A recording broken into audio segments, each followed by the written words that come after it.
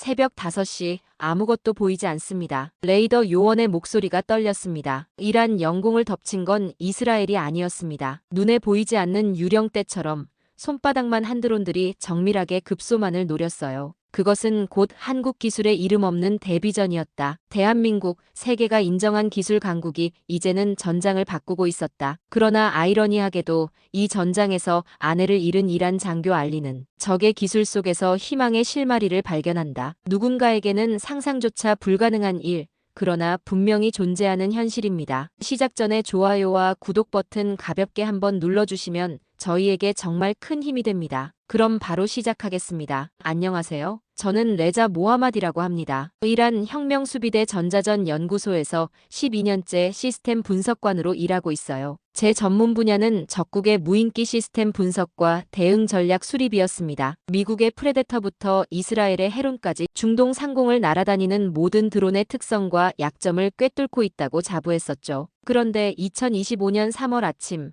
제가 알던 모든 상식이 한순간에 무너져 내렸습니다. 새벽 5시부터 시작된 공습은 그 어떤 패턴과도 달랐어요. 평소라면 이스라엘 공군기들이 먼저 나타나고 그 뒤를 미국산 드론들이 따라오는 게 일반적이었거든요. 하지만 이번에는 달랐습니다. 레이더 화면에는 아무것도 잡히지 않았는데 폭발음만 계속 울려 퍼졌어요. 처음에는 스텔스 전투기의 공격이라고 생각했습니다. 하지만 폭발 패턴을 분석해보니 더 작고 정밀한 무언가의 소행이었어요. 마치 눈에 보이지 않는 유령들이 하늘에서 정확한 타겟만을 골라 공격하는 것 같았거든요. 첫 번째 단서는 통신 교란에서 나타났습니다. 우리가 사용하던 모든 주파수 대역이 동시에 마비된 거였어요. 그런데 이상한 건 일반적인 재민과는 완전히 다른 방식이었다는 점이었습니다. 신호를 차단하는 게 아니라 마치 우리 시스템 자체를 속이고 있는 것 같았어요. 저는 급히 백업 통신망으로 전환을 시도했지만 소용없었습니다. 심지어 유선 통신마저 간헐적으로 두절되는 현상이 벌어졌어요. 30년 경력의 선배 기술자도 이런 건 처음 본다며 당황해했죠. 가장 충격적이었던 건 우리 대공 시스템의 반응이었습니다. 러시아제 S-300 시스템이 갑자기 가동을 멈춘 거였어요. 고장이 아니었습니다. 모든 지시등은 정상이었는데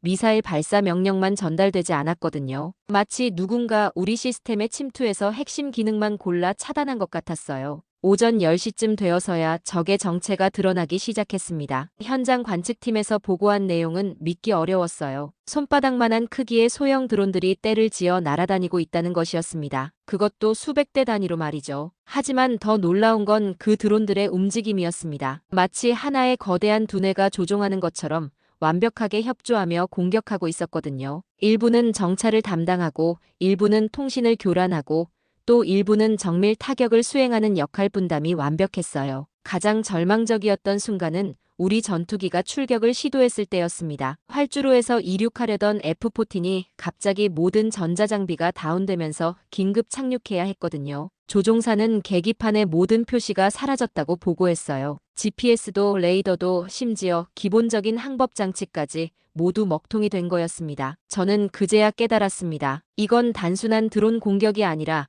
차세대 전자전 기술의 실전 대비였다는 것을요. 그리고 우리는 그 압도적인 기술력 앞에서 완전히 무력한 상태였던 거죠. 더욱 충격적인 사실은 그 드론들이 한국제라는 사실이었습니다. 더 정확히 말하면 한국과 이스라엘이 공동 개발한 차세대 전자전 시스템이었어요. 하지만 그때까지만 해도 저는 기술적 분석에만 몰두하고 있었습니다. 적의 무기 체계를 파악하고 대응 방안을 찾는 것이 제 임무였거든요. 전쟁이 개인에게 어떤 의미인지는 깊게 생각해 본 적이 없었어요. 그런 제게 진짜 전쟁의 의미를 일깨워준 건 사랑하는 사람의 죽음이었습니다. 아내 파리바는 테헤란 중앙병원에서 10년째 근무하고 있는 간호사였어요. 평소에도 의료진 부족으로 야근이 잦았는데 전쟁이 시작되면서 아예 병원에서 살다시피 했죠. 파리바는 늘 말했어요. 자신의 손으로 한 명이라도 더 살릴 수 있다면 피곤함 따위는 견딜 수 있다고 말이에요. 3월 15일 새벽 파리바는 동료들과 함께 부상병 이송을 위해 야전병원으로 자원 출동했습니다. 평소라면 말렸을 텐데 그날따라 제가 새로운 전자전 패턴 분석에 몰두하느라 제대로 얘기도 나누지 못했어요. 파리바가 출발하면서 마지막으로 한 말이 아직도 귀에 맴돕니다. 빨리 돌아와서 같이 저녁을 먹자고 했었거든요. 야전 병원은 테헤란에서 북동쪽으로 40km 떨어진 곳에 위치해 있었습니다. 비교적 안전하다고 여겨지는 지역이었죠. 하지만 한국제 드론들의 정찰 능력은 우리 예상을 훨씬 뛰어넘었어요. 오후 2시경 첫 번째 공격이 시작되었습니다. 야전병원 주변의 보급로와 통신시설이 동시에 타격받았어요. 정확한 외과 수술처럼 군사 목표물만 골라서 공격했지만 의료진들이 대피할 시간은 충분하지 않았습니다. 파리바는 마지막 순간까지 환자들을 옮기는 일을 도왔다고 합니다. 동료 간호사의 증언에 따르면 파리바는 자신의 안전보다 중환자실에 있던 어린 소년을 먼저 대피시키려 했어요. 그 소년은 며칠 전 폭격으로 다리를 잃은 12살 아이였거든요. 두 번째 폭발이 일어났을 때 파리바는 아직 건물 안에 있었습니다. 나중에 확인해보니 한국제 정밀 유도폭탄이 병원 건물의 구조적 약점을 정확히 겨냥해서 최소한의 폭발력으로 최대한의 피해를 입혔더군요. 마치 건축학을 전공한 엔지니어가 설계한 것 같은 완벽한 붕괴였어요. 파리바의 시신을 수습한 건 그날 밤 11시였습니다. 놀랍게도 파리바는 마지막까지 그 어린 소년을 품에 안고 있었어요. 둘 다 즉사였지만 파리바의 몸이 아이를 보호하려는 자세를 유지하고 있었거든요. 장례식에서 만난 파리바 동료들의 이야기를 들으며 저는 처음으로 깨달았습니다. 전쟁이 단순히 국가 간의 힘겨루기가 아니라는 것을요. 매일 아침 함께 차를 마시던 사람이 저녁에는 영원히 돌아오지 못하는 현실이라는 것을 말이에요. 더 가슴 아팠던 건 파리바가 마지막에 구하려던 그 소년의 정체였습니다. 알고 보니 북부 국경 지역에서 온 쿠르드족 아이였어요. 이란인도 아닌 그 아이를 파리바는 자신의 목숨을 걸고 지키려 했던 거였습니다. 그날 밤 저는 처음으로 울었습니다. 12년간 군에서 복무하면서 숱한 작전과 분석 업무를 해왔지만 이렇게 속에서 무언가 끓어오르는 감정은 처음이었어요. 분노도 아니고 절망도 아닌 뭔가 더 깊고 근본적인 각성이었죠. 파리바의 유품을 정리하다가 발견한 일기장에는 충격적인 내용이 적혀 있었습니다. 파리바가 전쟁 발발 전부터 한국 의료기술에 관심을 가지고 있었다는 사실이었습니다. 특히 한국의 전시 응급 의료 시스템과 원격 수술 기술에 대한 자료들을 꼼꼼히 정리해 놓았더군요. 마지막 일기 내용은 더욱 놀라웠어요. 한국이 적이 되더라도 그들의 의료기술만큼은 배워야 한다고 적혀 있었거든요. 그 일기를 읽은 순간 저는 결심했습니다. 파리바의 죽음을 헛되게 만들지 않겠다고 말이에요. 장례식 3일 후 열린 국방위원회 긴급회의에서 저는 처음으로 공개적으로 한국 기술 도입 필요성을 주장했습니다. 회의실 분위기는 처음부터 냉랭했어요. 고위 관료들 대부분이 이미 중국과의 군사 협력 확대에 마음을 굳힌 상태였거든요. 국방부 차관이 먼저 입을 열었습니다. 현재 상황에서는 중국의 군사 지원이 가장 현실적인 대안이라고 했어요. 러시아는 우크라이나 전쟁으로 여력이 없고 서방 국가들은 애초에 협력 대상이 아니라는 논리였죠. 그런데 한국은 어떠냐고 제가 물었을 때 돌아온 대답은 차갑기만 했습니다. 한국은 이스라엘과 군사기술 협력을 하고 있는 나라라는 거였어요. 현재 우리를 공격하고 있는 드론 시스템에도 한국 기술이 들어가 있다면서 어떻게 그런 나라와 손을 잡을 수 있느냐고 반문했죠. 혁명수비대 사령관은 더욱 강경한 입장을 보였습니다. 한국은 미국의 동맹국이고 결국 우리의 적이라고 단정지었어요. 저는 반박했습니다. 한국이 이스라엘과 협력하는 것과 우리가 한국 기술을 활용하는 것은 별개 문제라고 말이에요. 실제로 한국은 중동 지역에서 균형 외교를 추구하고 있고 민간 기업들은 정치적 이해관계와 상관없이 기술 거래를 한다고 설명했습니다. 하지만 회의실의 반응은 싸늘했어요. 한 고위 관료는 제가 너무 감정적으로 판단하고 있다며 우려를 표했습니다. 최근 개인적인 상실로 인해 냉정한 판단력을 잃었을 수도 있다는 식으로 말하더군요. 그 순간 저는 깨달았어요. 이들에게는 파리바의 죽음도 매일 죽어가는 민간인들도 그저 숫자에 불과하다는 것을 말이에요. 더 절망적이었던 건 기술적 근거를 제시했을 때의 반응이었습니다. 저는 한국의 전자전 기술이 현재 우리가 직면한 문제의 해답이 될 수 있다고 상세히 분석해서 보고했어요. 특히 한국의 GPS 교란 기술과 드론 대응 시스템이 우리에게 절실히 필요하다고 강조했죠. 하지만 돌아온 반응은 예상과 달랐습니다. 정보부 국장이 냉소적으로 웃으며 말했어요. 한국 기술이 그렇게 우수하다면 왜 이스라엘이 우리를 이렇게 쉽게 압도하고 있느냐는 거였죠. 한국이 정말 강력한 기술을 가지고 있다면 이스라엘에게 제공하지 않았을 것이라는 논리였어요. 저는 그 논리의 허점을 지적했습니다. 한국이 이스라엘에게 제공한 기술과 우리가 도입할 수 있는 기술은 전혀 다른 차원이라고 말이에요. 실제로 한국 방산업체들은 고객별로 맞춤형 솔루션을 제공하고 있고 우리도 우리만의 독특한 요구사항에 맞는 시스템을 개발할 수 있다고 설명했습니다. 그런데 회의 막바지에 나온 발언이 가장 충격적이었어요. 외무부 차관이 한국과의 어떤 형태의 군사 협력도 현재로서는 정치적으로 불가능하다고 못 박은 거였습니다. 국내 여론이 한국을 적대시하고 있고 특히 종교 지도자들이 한국의 이스라엘 지지를 강하게 비판하고 있다는 이유였어요. 회의가 끝난 후 저는 복도에서 몇몇 동료들과 마주쳤습니다. 평소 친하게 지내던 선배 분석관이 조용히 말했어요. 제가 옳은 말을 하고 있지만 때가 아니라는 거였죠. 지금은 정치적 올바름이 기술적 타당성보다 중요한 시기라고 했습니다. 또 다른 동료는 더욱 직설적이었어요. 한국 기술 도입을 계속 주장하다가는 제 자신이 친서방 인사로 몰릴 수도 있다고 경고했죠. 그날 밤 집에 돌아와 파리바의 빈자리를 바라보며 저는 깊은 좌절감에 빠졌습니다. 기술적으로는 명백한 해답이 있는데 정치적 이유로 그 길이 막혀 있다는 현실이 견디기 어려웠어요. 더욱 괴로웠던 건 매일 들려오는 전사자 소식이었습니다. 파리바와 같은 의료진들이 한국제 무기에 목숨을 잃고 있다는 아이러니한 상황이었죠. 저는 매일 밤 파리바의 일기를 다시 읽으며 답답함을 달래야 했어요. 그러던 어느 날 밤 파리바 일기장 뒤편에서 놀라운 것을 발견했습니다. 2년 전 제가 시리아 국경 지역 연합작전에 참여했을 때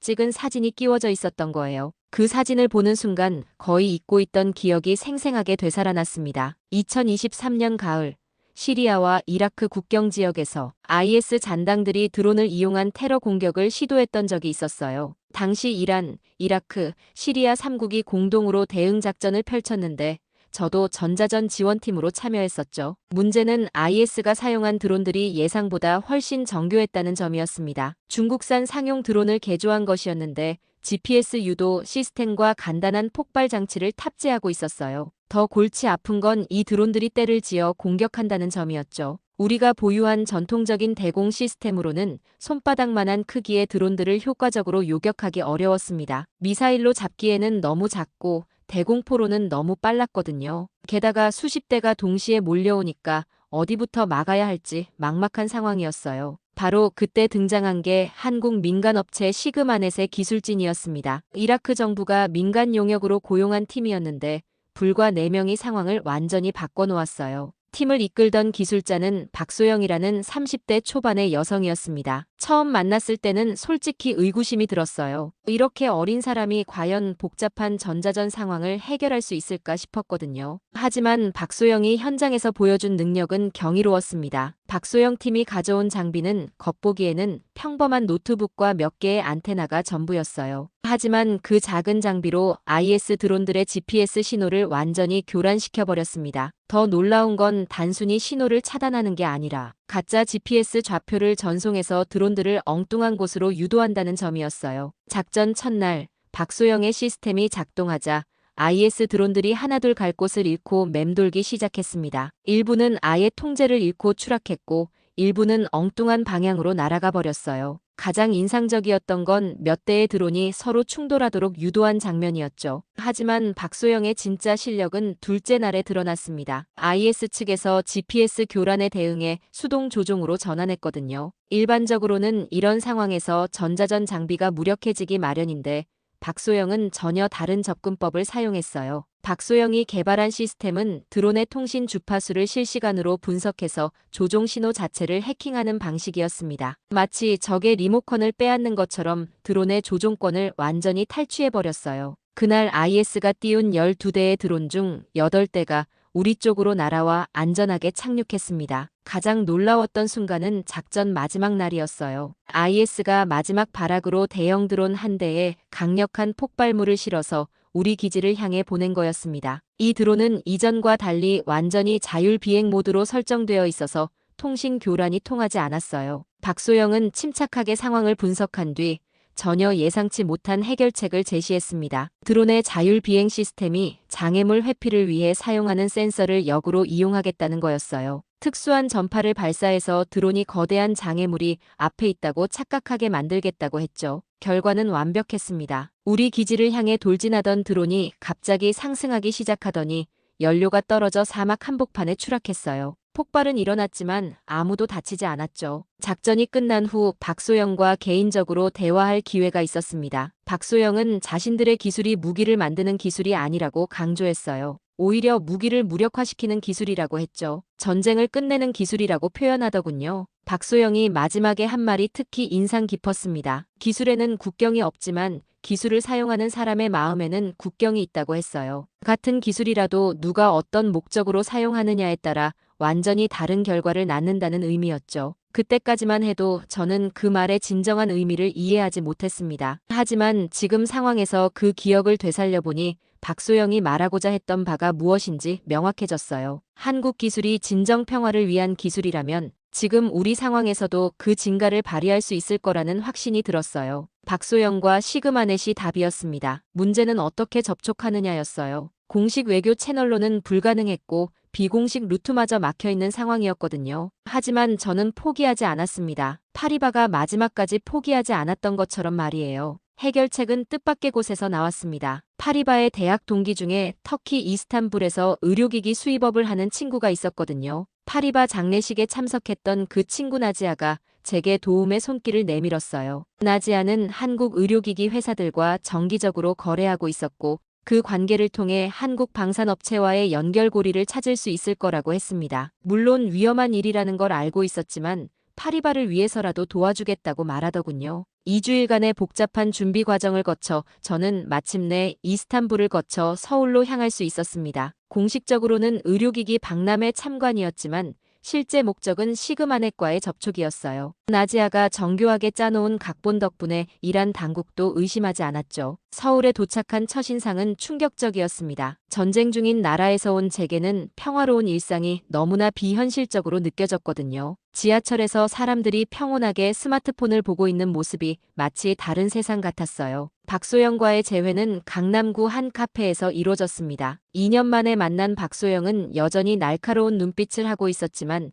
예전만큼 친근하지는 않았어요. 처음부터 경계심을 드러내며 이번 만남의 목적이 무엇인지 직설적으로 물었죠. 저는 솔직하게 모든 상황을 설명했습니다. 현재 이란이 처한 절망적인 상황, 파리바의 죽음, 그리고 한국 기술이 유일한 돌파구라는 제 판단까지 말이에요. 박소영은 조용히 들었지만 표정은 점점 어두워졌어요. 박소영의 반응은 예상보다 훨씬 차가웠습니다. 한국 정부는 현재 중동 분쟁에 어떤 형태로든 개입하지 않는다는 명확한 정책을 가지고 있다고 했어요. 특히 이란과의 군사기술 협력은 미국과 이스라엘과의 관계를 고려할 때 절대 불가능하다는 입장이었죠. 더 충격적이었던 건 박소영의 개인적인 입장이었습니다. 박소영은 현재 이란을 공격하고 있는 드론 시스템 개발에 자신도 간접적으로 관여했다고 고백했어요. 시그마넷이 한국 대기업과 합작으로 진행한 프로젝트의 일부 기술이 이스라엘로 이전되었다는 거였습니다. 그 순간 저는 절망감에 빠져들었어요. 제가 마지막 희망으로 여겼던 사람이 실제로는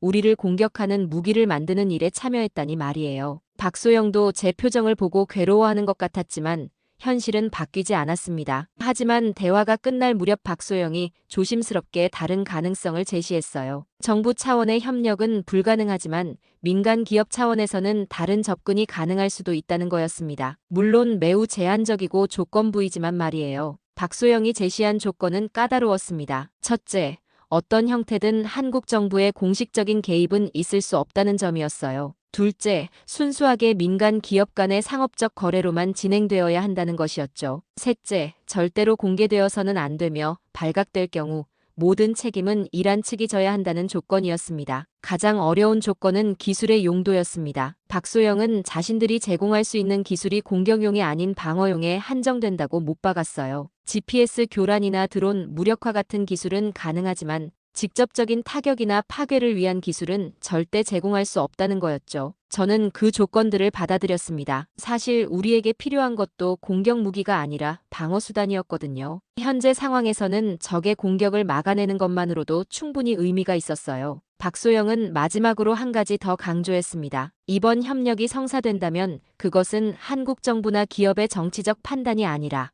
순전히 기술자로서의 양심에 따른 결정이라는 점이었어요. 같은 기술자로서 무고한 사람들이 죽어가는 걸 지켜볼 수 없다는 개인적 신념 때문이라고 했죠. 서울을 떠나기 전 박소영이 마지막에 건넨 말이 가슴에 남았습니다. 기술은 본래 중립적이지만 그 기술을 누가 어떻게 사용하느냐에 따라 선악이 결정된다고 했어요. 이번 협력을 통해 정말로 평화에 기여할 수 있기를 바란다는 당부였죠. 그 당부의 무게를 제대로 느낀 건 테헤란으로 돌아와서였습니다. 박소영과 합의한 내용을 실제로 실행에 옮기는 과정은 상상보다 훨씬 복잡했거든요. 가장 큰 문제는 장비 반입이었어요. 아무리 민간 기업 간의 거래라고 해도 전자전 장비를 이란으로 들여오는 건 여러 국제 제재 조항에 걸릴 수 있었습니다. 박소영이 제안한 해결책은 교묘했어요. 장비를 여러 부품으로 분해해서 각각 다른 용도의 상업용 제품으로 포장해서 보내겠다는 거였죠. 첫 번째 패키지는 의료기기로 위장되어 도착했습니다. 겉보기에는 MRI 장비의 부품 같았는데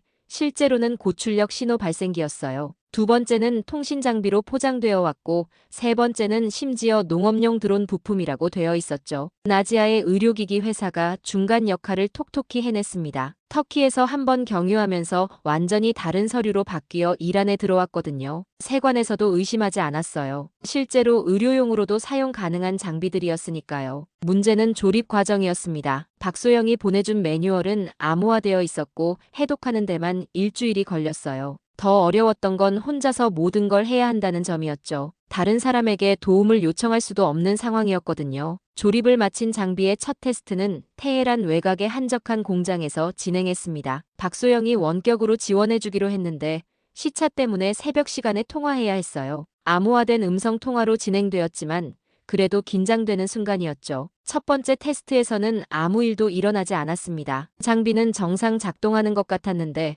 실제 효과는 전혀 나타나지 않았어요. 박소영은 침착하게 설정값들을 하나씩 점검해보자고 했습니다. 문제는 주파수 대역 설정이었어요. 이란에서 사용되는 드론들의 통신 주파수가 중동 지역 특성상 조금 달랐던 거죠. 이틀 후 두 번째 테스트에서 드디어 성과가 나타났습니다. 근처를 지나가던 상업용 드론이 갑자기 방향을 잃고 맴돌기 시작한 거예요. GPS 교란이 제대로 작동한 거였습니다. 그 순간 저는 희망을 느꼈어요. 정말로 가능한 일이었던 거죠. 실전 투입 기회는 생각보다 빨리 왔습니다. 4주일 후 테헤란 북부 지역에 이스라엘 드론들의 정찰 활동이 포착되었거든요. 군 당국은 대공 미사일로 요격을 시도했지만 번번이 실패했어요. 드론들이 너무 작고 빨라서 레이더로 추적하기 어려웠던 거죠. 저는 개인적으로 그 지역 담당 지휘관과 연락을 취했습니다. 새로운 대응 장비를 테스트해보고 싶다고 했어요. 물론 구체적인 내용은 말하지 않았지만 현장 상황이 워낙 절망적이다 보니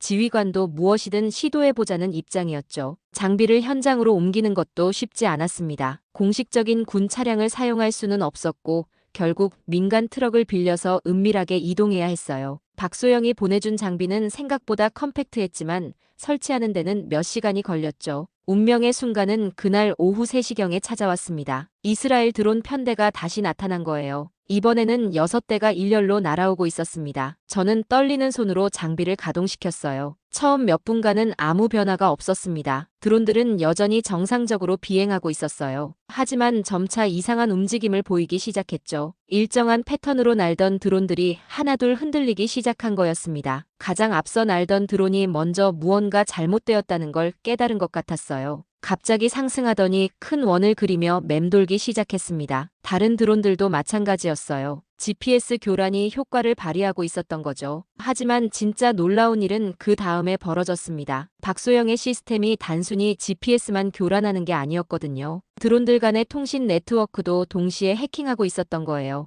혼란에 빠진 드론들이 서로 충돌 회피를 위해 보내는 신호까지 조작당한 거였습니다. 결과는 극적이었어요. 6대 중 2대가 서로 충돌해서 추락했고 한 대는 아예 통제를 잃고 산악지대로 날아가 버렸습니다. 나머지 3대도 제 기능을 하지 못하고 비틀거리며 퇴각해야 했어요. 현장에 있던 군 관계자들은 믿을 수 없다는 표정이었습니다. 그동안 속수무책이었던 드론 공격을 이렇게 간단하게 막아낸다니 말이에요. 지휘관은 즉시 이 장비의 정체가 무엇인지 물었지만 저는 국산 개발품이라고 둘러댔습니다. 그날 밤 박소영과의 통화에서 저는 감사 인사를 전했어요. 박소영은 이제 시작일 뿐이라고 했습니다. 앞으로 더 정교한 시스템들이 투입될 텐데 그때마다 대응 방법을 업데이트해 나가야 한다고 했죠. 하지만 성공의 기쁨은 오래가지 못했습니다. 예상보다 훨씬 빨리 국제적인 파장이 일기 시작했거든요. 이틀 후 이스라엘 언론에서 이란이 갑자기 정체불명의 새로운 전자전 무기를 사용하기 시작했다는 보도가 나온 거였습니다. 더 구체적으로는 한국산 기술이 사용되었을 가능성이 높다는 분석까지 포함되어 있었어요. 저는 박소영에게 긴급히 연락했습니다. 이렇게 빨리 발각될 줄은 몰랐거든요. 박소영도 당황한 기색이 역력했어요. 자신들도 예상치 못한 상황이라고 했습니다. 아마도 이스라엘 정보기관이 드론 잔해를 분석해서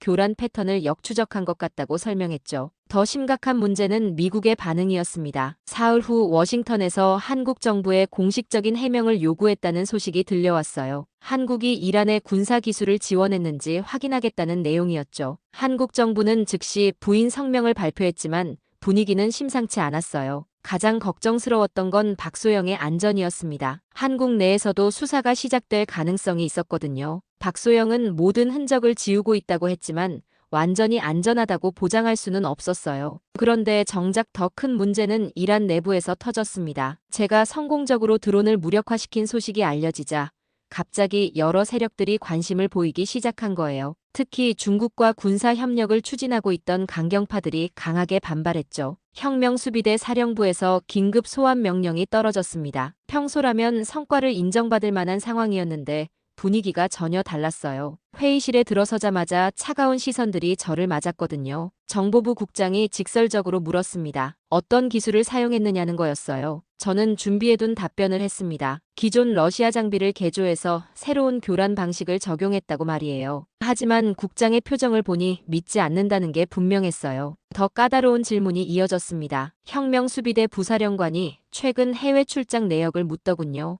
의료기기 박람회 참관차 터키와 한국을 다녀왔다고 솔직히 답했는데 그 순간 회의실 분위기가 싸늘해졌어요. 부사령관은 한국 출장 목적에 대해 더 자세히 설명하라고 했습니다. 저는 파리바 관련 의료기기 기술 조사라고 답했지만 그들의 의심은 더욱 깊어지는 것 같았어요. 특히 한국에서 누구를 만났는지에 대한 질문이 집요했죠. 가장 곤란했던 순간은 중국 군사 고문관이 개입했을 때였습니다. 그 고문관은 현재 이란이 필요로 하는 건 한국 같은 중간 규모 국가의 기술이 아니라 중국의 체계적인 군사 지원이라고 주장했어요. 제가 개인적으로 추진하고 있는 일들이 국가 차원의 큰 그림을 방해하고 있다는 식으로 몰아붙였죠. 더욱 당황스러웠던 건 일부 이란 고위층도 중국 측 의견에 동조하는 분위기였다는 점이었어요. 중국이 제안한 종합적인 군사 패키지가 더 현실적이라는 거였습니다. 드론 방어뿐만 아니라 미사일, 전투기, 심지어 핵기술까지 포함된 전방위적 협력을 제안했거든요. 회의 막바지에 나온 결론은 충격적이었습니다. 앞으로 모든 군사기술 도입은 중국과의 협력 채널을 통해서만 진행하겠다는 거였어요. 제가 개인적으로 추진하던 프로젝트는 즉시 중단하라는 명령이 떨어졌죠. 그날 밤 집에 돌아와 저는 깊은 고민에 빠졌습니다. 계속 진행하면 박소영뿐만 아니라 저 자신도 위험해질 수 있었어요. 하지만 포기하면 파리바의 죽음이 헛된 것이 될 것 같았고 무엇보다 매일 죽어가는 민간인들을 생각하면 멈출 수가 없었어요. 박소영과의 마지막 통화는 암울했습니다. 박소영도 한국 내에서 압박을 받고 있다고 했어요. 정부 당국이 시그마넷에 대한 조사를 시작했고 최근 수상한 해외 거래가 있었는지 점검하고 있다는 거였죠. 가장 안타까웠던 건 박소영의 마지막 말이었습니다. 기술로 평화를 만들겠다는 순진한 생각이었을지도 모르겠다고 하더군요. 현실은 기술보다 정치가 더 강하다는 걸 뼈저리게 느끼고 있다고 했어요. 하지만 저는 포기할 수 없었습니다. 이미 시작된 일이었고 첫 번째 성공이 보여준 가능성을 무시할 수 없었거든요. 다만 앞으로는 더욱 조심스럽게, 더욱 은밀하게 진행해야 한다는 걸 깨달았어요. 파리바라면 어떻게 했을까 생각해봤습니다. 분명히 끝까지 포기하지 않았을 거예요. 생명을 구하는 일이라면 어떤 위험도 감수했을 테니까요. 그날 밤 저는 결심했습니다. 위험을 감수하고라도 계속 나아가기로 말이에요. 하지만 상황은 제 예상보다 훨씬 빠르게 전개되었습니다. 일주일 후 텔아비브에서 긴급 군사회의가 열렸다는 소식이 들려왔어요. 이스라엘 국방부가 이란의 새로운 전자전 능력에 대해 심각하게 우려하고 있다는 내용이었죠. 더 놀라운 소식은 미국에서 나왔습니다. 펜타곤이 한국 정부에 비공식 압박을 가하고 있다는 정보였어요. 이란에 대한 어떤 형태의 기술 지원도 즉시 중단하라는 요구였죠. 한국 정부는 공식적으로는 부인했지만 민간 기업들에 대한 감시를 강화하기 시작했어요. 가장 충격적이었던 건 국제정보전 커뮤니티의 반응이었습니다. 평소 이란의 군사 기술을 과소평가하던 서방 전문가들이 갑자기 태도를 바꾼 거예요. 이란이 보여준 GPS 교란과 드론 해킹 능력이 기존 상식을 뛰어넘는 수준이라고 평가하기 시작했죠. 특히 영국의 한 방산 전문지에서 나온 분석 기사가 인상적이었어요. 이란이 사용한 기술이 단순한 신호 교란을 넘어서 무인기의 자율 시스템까지 해킹하는 차세대 전자전 기술이라고 평가했거든요. 이런 기술을 보유한 국가는 현재 미국, 중국, 러시아, 그리고 한국 정도라고 분석했어요. 하지만 정작 중요한 변화는 전장에서 일어나고 있었습니다. 첫 번째 성공 이후로 이스라엘과 한국 연합군의 드론 작전 패턴이 눈에 띄게 달라진 거예요. 예전처럼 소규모 편대로 접근하는 대신 대규모 군집 공격으로 전환했죠. 새로운 도전이었습니다. 박소영의 시스템으로 몇 대의 드론은 막을 수 있었지만 수십 대가 동시에 몰려오면 한계가 있었거든요. 더 강력하고 정교한 대응 시스템이 필요한 상황이었어요. 바로 그때 박소영이 비밀리에 업그레이드된 시스템을 보내온 거예요. 이번에는 단순한 교란이 아니라 드론들 간의 통신 네트워크 자체를 완전히 장악하는 기술이었죠. 새로운 시스템의 핵심은 인공지능이었습니다. 적 드론들의 행동 패턴을 실시간으로 학습해서 가장 효과적인 대응 방법을 자동으로 찾아내는 거였어요. 마치 바둑에서 알파고가 상대의 수를 예측하는 것처럼 말이죠. 첫 번째 실전 테스트는 테헤란 서부 지역에서 이루어졌습니다. 20대가 넘는 이스라엘 드론 편대가 접근했는데 이번에는 완전히 다른 결과가 나왔어요. 새로운 시스템이 드론들의 지휘 체계를 파악해서 선도기부터 차례로 무력화시키기 시작한 거였습니다. 가장 놀라운 광경은 적 드론들이 서로를 공격하기 시작한 순간이었어요. 시스템이 드론들의 저가식별 신호를 조작해서 서로를 적으로 인식하게 만든 거였죠. 20분 만에 편대 전체가 와해되었어요. 이 성과는 즉시 국제적인 주목을 받았습니다. CNN에서는 이란이 미래형 전자전 무기를 실전 배치했다고 보도했고, BBC는 중동 군사 균형에 새로운 변수가 등장했다고 분석했어요. 하지만 가장 의미 있었던 반응은 다른 곳에서 나왔습니다. 시리아, 이라크, 예멘 등 중동 각국에서 이란의 기술 지원을 요청하기 시작한 거예요. 모두 드론 공격에 시달리고 있던 국가들이었죠. 박소영과의 통화에서 저는 새로운 가능성을 제안했습니다. 이 기술을 더 많은 나라와 공유해서 드론 테러 자체를 근절하자는 거였어요. 무기로 무기를 막는 게 아니라 기술로 평화를 만들어보자고 했죠. 박소영의 반응은 신중했지만 긍정적이었어요. 시그마넷 내부에서도 비슷한 논의가 있었다고 했습니다. 자신들의 기술이 단순히 한 나라의 방어가 아니라 지역 전체의 평화에 기여할 수 있다면 의미가 있을 거라고 했죠. 가장 감동적이었던 순간은 파리바가 마지막에 구하려던 그 쿠르드족 소년의 가족을 만났을 때였어요. 소년의 아버지가 찾아와 감사 인사를 전했는데 그 과정에서 놀라운 사실을 알게 되었어요. 그 가족이 살던 마을이 최근 드론 공격에서 완전히 보호받았다는 거였습니다. 제가 개발한 시스템이 그 지역까지 커버하고 있었던 거예요. 파리바가 목숨을 걸고 지키려던 아이의 가족이 이제는 안전하게 살 수 있게 된 거였죠. 그 순간 저는 깨달았습니다. 우리가 만든 건 단순한 무기가 아니라 정말로 희망이었다는 걸 말이에요. 파리바가 꿈꿨던 세상, 기술이 생명을 구하고 평화를 만드는 세상이 조금씩 현실이 되고 있었어요. 마지막으로 박소영과 통화했을 때 둘 다 같은 생각이었습니다. 전쟁은 아직 끝나지 않았지만 이제 우리에게는 맞설 수 있는 힘이 생겼다는 거였어요. 더 중요한 건 그 힘이 파괴가 아닌 보호를 위한 기술이라는 점이었죠. 오늘 이야기는 어떠셨나요? 기술과 평화, 그리고 국경을 넘나드는 인간의 연대에 대한 이야기였습니다. 다음에는 더 감동적인 이야기를 들고 찾아오겠습니다. 여러분들의 구독과 좋아요, 댓글들은 저희에게 큰 힘이 됩니다. 지금까지 감동사거리였습니다.